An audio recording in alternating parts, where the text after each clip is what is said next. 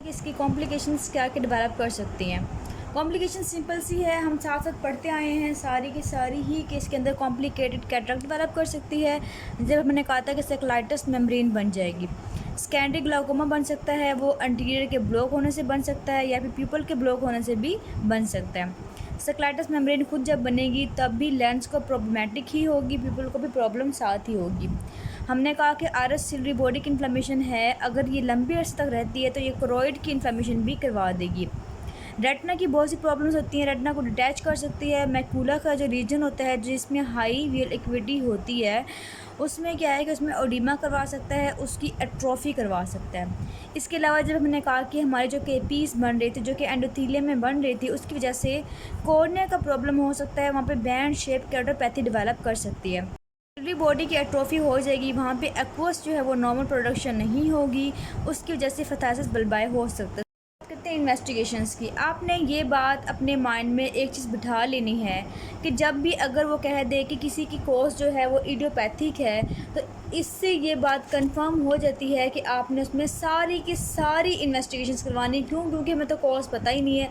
अगर हमें कोज पता हो तो फिर हमारा एक बन जाता है कि हमने किस तरफ मूव करना है, हमने कौन सी इन्वेस्टिगेशंस करवानी है। लेकिन यहाँ पे कोज अननोन है, कोज इडियोपैथिक है, सो हमने सारी की सारी इन्वेस्टिगेशंस करवानी है। इसमें हम सबसे पहले करवाएंगे ब्लड की। ब्लड में कौन से टेस्ट होते हैं? CBC, total leukocyte count, differential leukocyte count, इसके अलावा ईएसआर देखेंगे, कोई क्रोनिक इन्फेक्शन तो नहीं है बॉडी के अंदर। ब्लड शुगर करवा लेंगे, यूरिक एसिड लेवल देख लेंगे, सीरोलॉजी का टेस्ट करवा लेंगे, सारे सारी एंटीबॉडीज़ चेक कर लेंगे, कोई किसी का इन्फेक्शन तो नहीं है, किसी वायरल इन्फेक्शन तो नहीं है कोई। इसके अलावा हमने एंटीबॉडीज़ देखनी है एनका वाली। इसके अलावा रिमोटाइड के फैक्टर्स दे सकते हैं और सीआरपी का लेवल भी दे सकते हैं। यूरिन के एग्जामिनेशन हम करवाएंगे, यूरिन के अंदर कोई पस सेल्स तो नहीं आ रहे, वाइट ब्लड सेल्स तो नहीं आ रहे, कोई कल्चर तो नहीं है, कोई इन्फेक्शन तो नहीं है।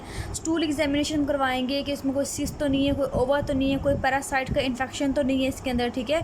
इसके अलावा हम करवाएंगे रेडियोलॉजी के अंदर हम देखते हैं तो उसमें हम एक्सरे करवा लेंगे, ठीक है। सारे के सारे पैरालिसिस साइनसिस वगैरह भी चेक कर लेंगे। इसके साथ ही हमने सारे सारे एक्सरेस करवा लेने होते हैं, जॉइंट्स के एक्सरेस करवा लेंगे हम। इसके बाद हम स्किन टेस्ट करवाते हैं, हम रूल आउट करते हैं कि उसको कोई टीबी तो नहीं है, उसको कोई डोसिस तो नहीं है, ठीक है। ये हम रूल आउट कर लेंगे इसके अंदर।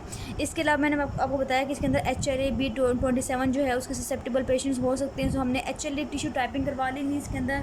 इसके अलावा हम ऑप्टिकल कोहेरेंस टोमोग्राफी करवा सकते हैं। इसमें क्या होता है कि हमने पीछे जो है रेटिना को जो है व्यू कर सकते हैं कि कोई इसमें डिटैचमेंट तो नहीं होगी।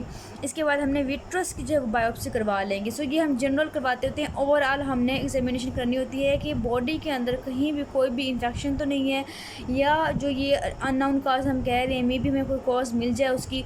क्यों?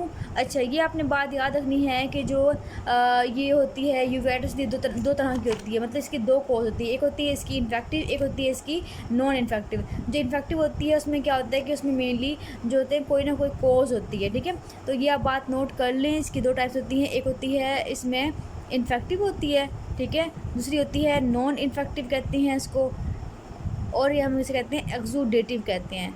और जो इन्फेक्टिव होती है इसे हम कहते हैं ग्रेनुलोमेटस कहते हैं यूवेटस को, ठीक है। तो इसमें कोई ना कोई कॉज होती है, बॉडी के अंदर कोई ना कोई बैक्टीरिया जो है ना वो हो सकता है। इसके अंदर लिम्फोसाइट आएंगे, प्लाज्मा सेल्स आएंगे इसके अंदर, इसके अलावा केपीस बनेंगे।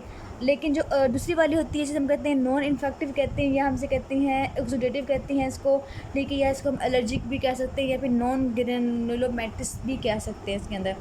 इसके अंदर क्या होता है कि इसमें जो कॉज होती है वो तकरीबन अननोन ही होती है। इसमें लिम्फोइड सेल्स होंगे और पॉलीमॉर्फ सेल्स वगैरह भी इसके अंदर आ सकते हैं, और केपीस भी डेवलप कर सकते हैं इसके अंदर।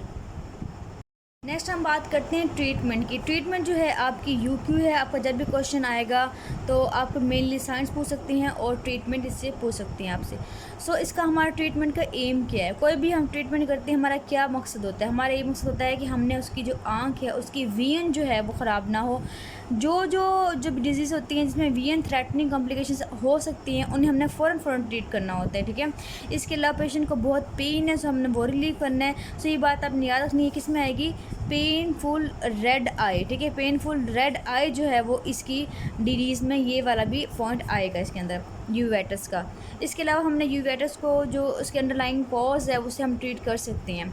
इसके बाद हम बात करते हैं कि सबसे पहले हमें ड्रग कौन सी यूज़ करनी है। इसके अंदर यूज़ करनी सबसे पहले ड्रग है मिड्रेटिक यूज़ करते होती हैं। मिड्रेटिक एनसेफेलोपैथिक ड्रग्स वो होती हैं जो कि मिड्रेसिस करवाती होती हैं। क्यों? क्योंकि इसका जो प्यूपल है वो मियोटिक हालत में है, क्योंकि इसके जो स्फिंक्टर हैं उनकी स्पैज़म हो गई है। उनकी स्पैज़म की वजह से बहुत ज़्यादा पेशेंट को पेन हो रहा है। सो हमने उसकी पेन को रिलीव करना है, तो हमने कौन कौन सी मिड्रेटिक देनी है वो हम देंगे। एट्रोपिन दे सकते हैं, होमोट्रोपिन दे सकते हैं, इसके अलावा साइक्लोपेंटोलेट दे सकते हैं। मेनली जो यूज़ करते हैं, मोस्ट कॉमनली यूज़ जो होती है वो एट्रोपिन यूज़ करते हैं, और ये तकरीबन इसका इफेक्ट जो है वो 2 वीक्स तक इसका इफेक्ट रहता है। काफ़ी लॉन्ग एक्टिव ड्रग है ये, ठीक है। सो हमने 1% का सोल्यूशन लेना है इसको, और पेशेंट से कहना है अपने 2 से 3 दफ़ा जो है दिन में इसको अपनी आइज़ में डालना है। इसके बाद ये भी यूज़ कर सकते हैं और साइक्लोपेंटोलेट भी यूज़ कर सकते हैं। अब हमने मिड्रेटिक यूज़ क्यों किए हैं, इसकी 4-5 बातें हैं जो कि हमने करनी है, और ये आपका UQ है। आपसे पूछा जाता है कि आपने अंटीरियर जो यूवेटस है इसके अंदर जो है मिड्रेटिक क्यों यूज़ किए हैं। सो इसका ऑब्जेक्टिव आपने याद कर लेने हैं अच्छे से। सबसे पहले मैंने आपको बता दिया कि ये जो है सीलरी मसल्स की स्पैज़म को जो है वो ख़त्म करता है, ठीक है। ये स्पैज़म नहीं होगी, उनको रिलैक्स कर देगा, तो उससे आई को कंफर्ट और रेस्ट मिलेगा। सो हमने आई को कंफर्ट और रेस्ट के लिए एट्रोपिन देते हैं, और हमने यही एट्रोपिन, यही लाइन हमने पढ़ी थी जब हम पढ़ रहे थे कॉर्निया की प्रॉब्लम पढ़ रहे थे। हमने कहा था कि हम एट्रोपिन यूज़ करते हैं ताकि उसको कंफर्ट मिले। उसके बाद हम बात करते हैं कि इसके अंदर जो है हाइपरीमिया जो है उसको कम कर देगा। हमने कहा था कि जो आई में हाइपरीमिया होगा, कंजेशन होगी, सो कंजेशन को कम करने के लिए, ब्लड फ्लो को बढ़ाने के लिए ये वेसल्स को थोड़ा सा डायलेट करता है ताकि ब्लड फ्लो बढ़ जाए। ब्लड फ्लो बढ़ने की वजह से क्या होगा, वहाँ पे जो है हाइपरीमिया कम हो जाएगा। इसके अलावा एंटीबॉडीज़ वगैरह भी मूव करके आ जाएंगी और सिम्टम्स जो हैं वो कम हो जाएंगे। इसके अलावा जब हम RS को डायलेट करते हैं, पीपल को डायलेट करते हैं, उससे क्या होगा कि सिनकाई फॉर्मेशन जो हो रही थी पोस्टीरियरली वो उसको प्रिवेंट कर देगा, ताकि जो है पोस्टीरियरली फेस्टोन पीपल ना बने। इसके अलावा जो हमने पढ़े थे सक्लूसिव एक्लूसिव वगैरह कोई भी फॉर्मेशन ना हो इसके अंदर।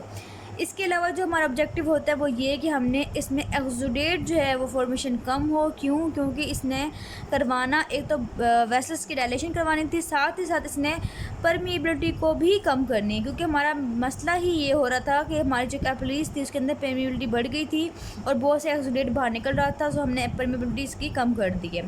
सेकंड हमने क्या करवाना है कि हमने हीट एप्लीकेशन देनी है। हीट से क्या होगा, पेन कम होगा, वहाँ पे स्टेसिस कम होगी ब्लड की और फ्लो ज़्यादा बढ़ेगा। थर्ड चीज़ है कॉर्टिकोस्टेरॉइड। जब भी आपकी किसी भी डिजीज़ की कॉज जो है वो अननाउन हो, तो हमने लाजमी उसके अंदर, और इन्फ्लामेशन वगैरह हो रही हो बॉडी के अंदर बहुत ज़्यादा, हमने कॉर्टिकोस्टेरॉइड्स देने होते हैं और यही इसकी मेन ट्रीटमेंट होती है। अब कॉर्टिकोस्टेरॉइड जो है आपको मुख्तलिफ तरीके से दे सकते हैं। सबसे पहले है कि हमने टॉपिकल देने, टॉपिकल हम ड्रॉप की फॉर्म में दे सकते हैं, हम ऑइंटमेंट की फॉर्म में भी दे सकते हैं। कौन कौन से दे सकते हैं? प्रेडनिसोलोन, डेक्सामेथासोन और बीटामेथासोन, ठीक है, ये आपने नाम याद कर लेने हैं। सेकंड कौन सी हो सकती है आई के अंदर? हमने सब कंजक्टिवल जो है, सब कंजक्टिवल इंजेक्शन देना है। किसका? बीटामेथासोन का देना है।